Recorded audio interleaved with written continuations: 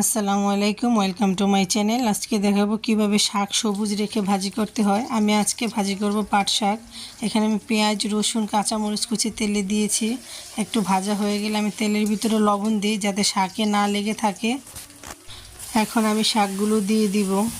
রেসিপিটি যদি ভালো লাগে প্লিজ আমার ছোট্ট চ্যানেলটা সাবস্ক্রাইব করে দিবেন, লাইক কমেন্ট ও শেয়ার করে দিবেন। পাশে থাকা বেল আইকনটি ক্লিক করে দিবেন যাতে আমি ভিডিও দেওয়ার সাথে সাথে আপনাদের কাছে নোটিফিকেশন চলে যায়। এই তো আমি এখন নাড়াচাড়া করে 2 মিনিটের জন্য ঢাকনাটা দিয়ে দিব। পাট শাক নরম হতে বেশিক্ষণ সময় লাগে না।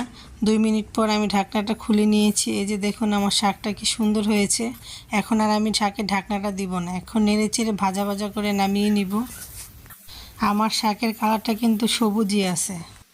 আমার ইউটিউব বন্ধুদেরকে বলছি আমার ফেসবুক পেজটাকেও ফলো করে দিবেন, লাইক করে দিবেন ও শেয়ার করে দিবেন। এই তো আমার শাক ভাজা হয়ে গেছে, এখন আমি বাটিতে পরিবেশন করে নিব। এই তো শুকনো মরিচ দিয়ে খেতেও অনেক ভালো লাগে, কাঁচা রসুন যারা পছন্দ করেন রসুন দিয়েও খেতে অনেক ভালো লাগে। পাট শাকের আরেকটা রেসিপি আমার চ্যানেলে আছে, চিংড়ি মাছ দিয়ে কীভাবে ভাজি করতে হয়। প্লিজ সবাই একটু ঘুরে আসবেন। সবাই ভালো থাকবেন। আল্লাহ হাফিজ।